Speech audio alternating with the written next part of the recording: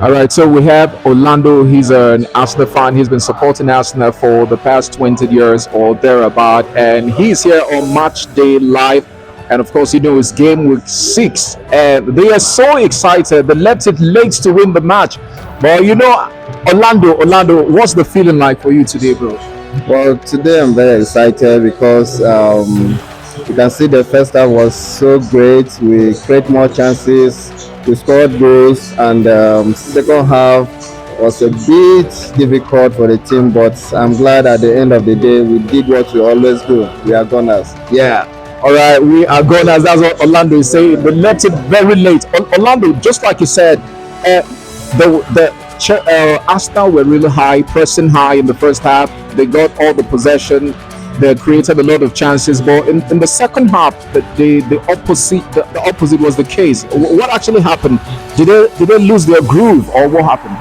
Okay, I think Leicester City realized they need to step out the second half, and they really do. They step out second half and they press so much, and the little chances they have, they make use of it. You can see the second goal was awesome from Leicester, and the keeper, I can't blame him. There's nothing he can do. Even the first goal, you can see it was a deflection from Howard. The keeper dived already, and he couldn't move to save the goals. And I must give credit to Leicester keeper. He has been awesome. He has been amazing. But this is Arsenal, like I said. At the end of the day, we got the 3 points, and it's awesome. Very, very three important points from the Emirates today. And Orlando, let me ask you. Last season, a lot of Arsenal fans were like, Arsenal, they don't have the squad depth. Do we have the squad depth this season? I mean, Arsenal, do you have the squad depth now to match the like of Manchester City? I think the opposition fans can always say anything. Arsenal have the squad last season, but it's just that we all know City are City. Yeah. The statistic Guardiola have, I think Ateta need a few time, did I say 1 more year to achieve, but he's trying. You can see from last season, it was just the last game they end up winning and we lose not to win the title. But this season, you can see one thing I think Arsenal is lacking is the top 9. Top now. I was definitely going to ask you that, Orlando, because it's always a makeshift number 9. It's either Havertz is moved to play a first 9, when Jesus is an out and out number 9. He's a profile number 9. Why is he always on the bench and then Havertz is used instead? I think if you watch Gabriel Jesus very well, you will see he's not the kind of 9 Arsenal need. He's a good player, no doubt, but I think Arsenal need someone, a 9 who is a finisher. We're talking of this guy in Sporting, what's the name? I've forgotten. We were so close of signing him this season, but we couldn't because Seaman, there's link was there. But Harvard is a good player. He's a good player, like I said. But Harvard cannot be a top 9 for Arsenal. Arsenal need that finishing striker who is there to deliver, the goal potter, who is just there to hit to the net.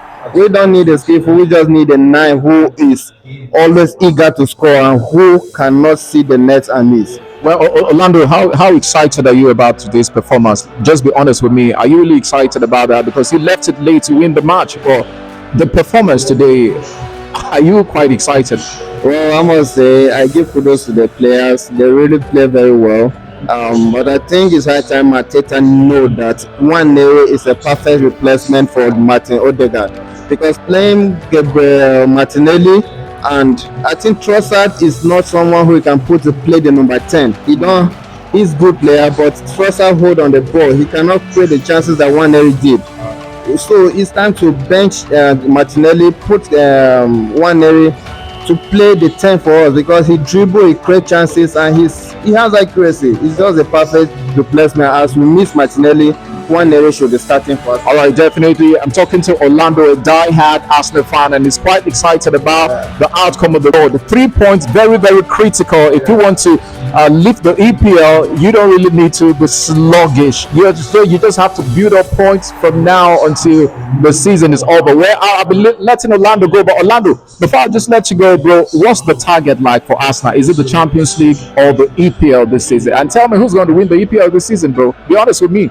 What's the target and who's winning? If you ask me, I would say I'm not quite sure about the Champions League. Wow. I'm not quite sure because if you see the system this season is different from the former one previous we have been playing. Yeah. So we have a long way to go to play the Champions League. I'm not quite sure, but we push. We Right. push. Yeah. But I believe this season, I think we Gunners are not gonna let Man City sleep. Yeah, we're winning this time. All right, the Gunners are not going to let Manchester City pick the EPL. Well, that is Orlando here in Nigeria, an Arsenal fan, and he has just gone. He wants to meet his colleagues out there so they can start basking in the euphoria of the win. You can be part of the show as well. All you need to do is just go to the comment section and let us know how excited are you about this win.